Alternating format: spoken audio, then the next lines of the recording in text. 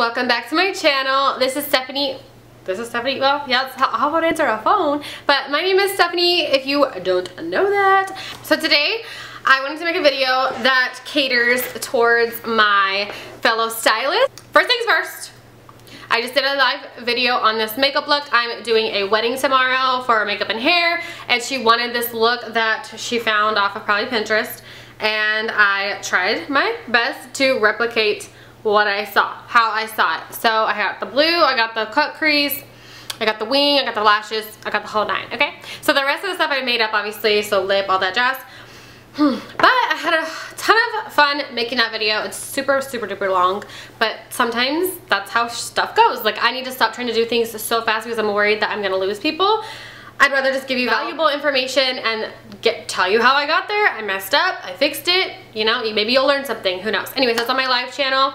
I do it under lashes and lips. My Facebook page is at StephanieYYF, as well as Instagram if you wanted to follow me there. Anyways, okay, so I went to a Redken training class on Wednesday. I've been watching Lisa Loves Balayage like crazy, her live videos. She's on Instagram. That is her, what do they call it? Her name, I don't know, they call it something. I just don't know what they call it. Her handle, her Instagram handle, okay? But anyways, that's her name. Her name is Lisa. She loves balayage, okay? So she's been super getting into my head, and like, she doesn't tell you, well, I think she does tell you a little bit of the formulas, but she doesn't tell you the formula because she tries to teach you that like not everybody's the same. So I kind of, I am in agreement of that. But I just kind of wanted to reiterate some of the things that I picked up from watching her videos and also from my Redken class. So remember, I've been a cosmetologist for 5 years now. I stopped working. I fell behind the times, believe it or freaking not. Like, that much has changed. It's only been 2 years twice since I fully stopped doing hair. But I didn't continue my education, and that was a huge no. It is a problem. I think in my head I just watched people's YouTube videos and I understood it. No, you can't just watch Kai Teng's video and Lisa's video and pretend like you're going to be able to go and recreate that.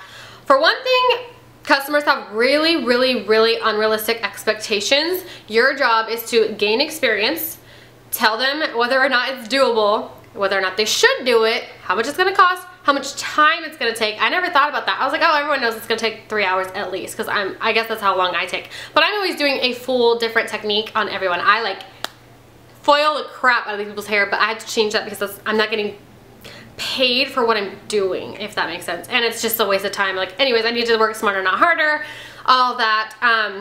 You need to take back control of the hair. A lot of people do complain, oh, they just don't do what I want, all that jazz. But if you explain it to them, and if you know the why you cannot do that, you will be so much better off, and you will be able to reiterate information to them, and they'll be able to understand it. They'll go, oh, but they'd rather you tell them that than them end up with orange ass hair. Okay, so I will give you a huge, amazing example.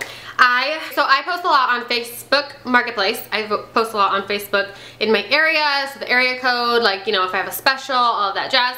This girl texted me a picture of her hair. So here's the deal. So you can ask for a picture of what their hair looks like to give them a genuine quote, like a rough quote if you want to. It's always better to have them come into the consultation, feel their hair, see what the heck's really going on, then you can quote. But, you know, sometimes we get ourselves into situations where we underquote, and that's a problem too, because then in their mind they're like, oh, well, we went from this to this, and that's always a problem. So I said, send a picture to me of your hair. She did. Okay, not too bad. I was like, I don't know, it just seems kind of like angled and filtered. I was like, can you send me like a really good picture of your hair? Oh my god, 110% different. You would not believe the angle and lighting. I mean, it went from like, oh, not too bad, like a little bit of brass up here, some like, oh, what is that color down here? Like a little bit of yellowish, I don't know. It went from orange, hotness, nothing was blended, to green. And I was like, you know, that's a huge difference. And she's got root. So I was like, okay, well, I was trying to do like a pre-consultation. I said, for sure, I'm gonna have you come in for a consultation.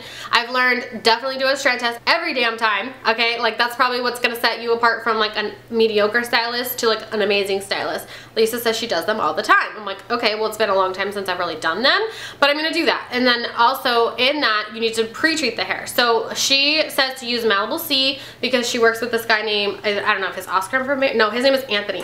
So Anthony, also, let me see if I have his name on here. You can follow him. Anyways, follow her. Not because she needs the followers, but because she can teach you so freaking much, and you need to know this information. Like, seriously, just do it because you will not regret it. And like I said, she's amazing. I've learned so much just by watching like 3 of her lives. Even just her backstory, like it's just interesting, you know?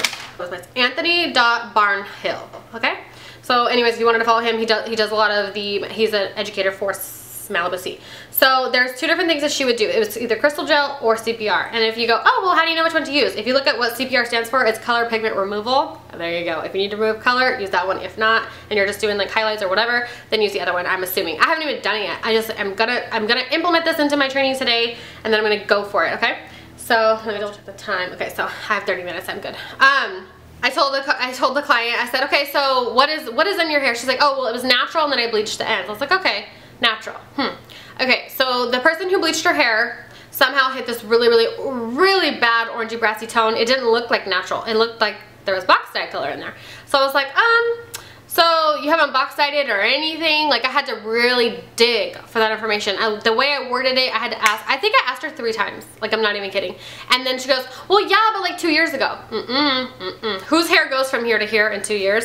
It's not possible. It's not gonna happen. She bleached her own ends and said she got some really good lift. I explained to her, well, your ends are very porous. It's the first thing to go. It's the first thing to lift. It's always gonna be that way. It's the first thing that drains out color. It's the first thing, you know, it's automatic fadage.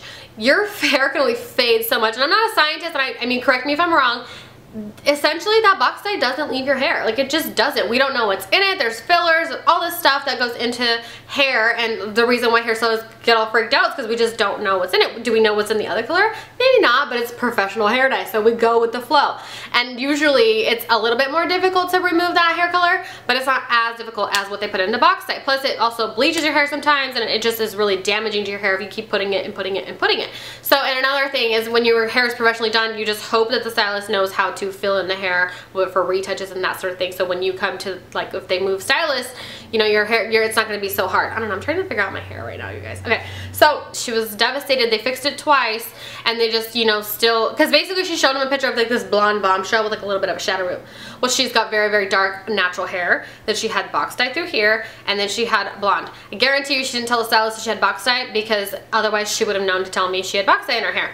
Nope, that's a problem. That's gonna be so hard to lift out. Like she would have had to use a color removal probably to just try, and then whether or not this lady wanted to bleach wash the hair, I don't know. I'm still kind of like on the fence on bleach washes, but regardless, it's a color correction, so she undercharged her. So in a way she paid a lot of money to herself. But what she told me, what she paid, I'm like, I would have charged you way more than that. But you know, I would, at least if she left with orange hair and she lied to me about the box dye, she would have had a blended situation. That's all I can say for myself. I really don't know. I haven't even touched her hair yet. Anyways, I haven't even seen her hair, so I'm not saying I'm like the best stylist in the world. Trust me, like who knows how this poor girl's hair is gonna find out. But here's what I did. I dug a little bit deeper. Okay, so I incorporated information that I learned through the week, and then I made a bomb-ass consultation. So this is where, again, we forget.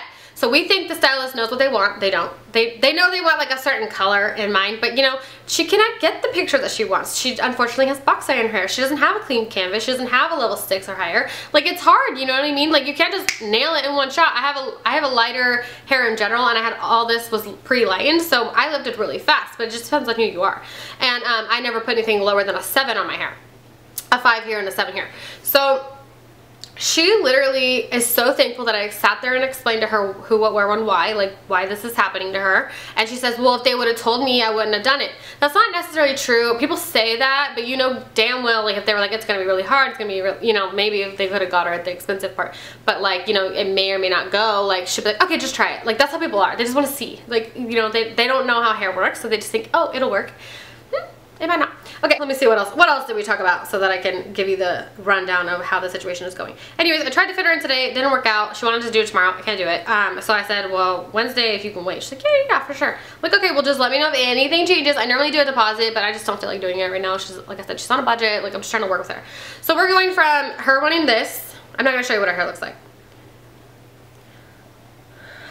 She wants this, okay? First of all, we don't know who this girl is or this.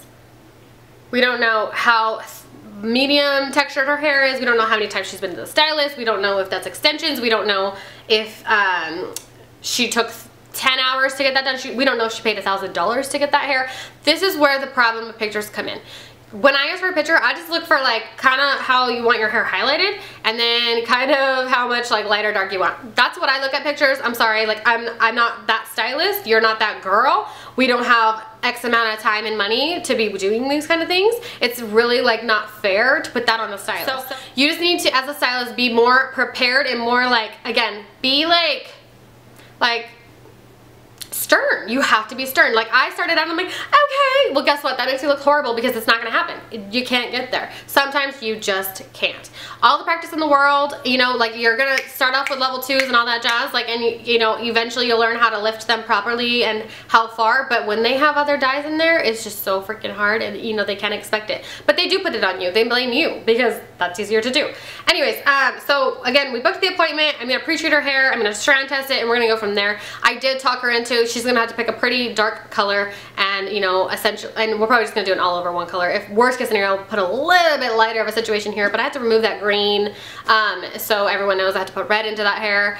And that's hopefully after I do the color pigment removal, we'll see how we are, you know, and then we'll see exactly how bandy she would even, no, I'm not even gonna strand test her with lightener because her hair can't take that and she can't afford it. Just the things that I've learned, like I said, always pre-treat the hair, always strand test the hair, be stern with your client. So consultation, consultation, consultation, we almost forget about that as we leave beauty school, but it's so freaking important and it will make you a better stylist. So take back charge of your business. Like I said, I will give you guys more information on who to follow, what information to take down. I have so much more notes right here, but that's it for today. I do have to get going. I have to go to the store and pick some of the colors out. But yeah, I have a 1 o'clock today. Wish me luck, and it's a new client.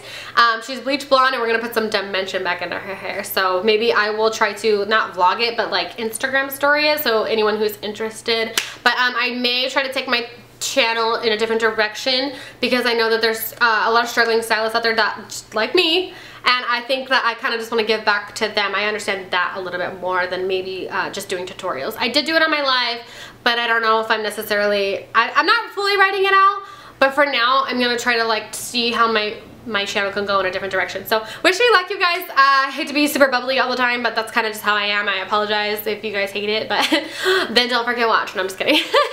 So yeah, I'll talk to you guys later. Thanks so much for watching.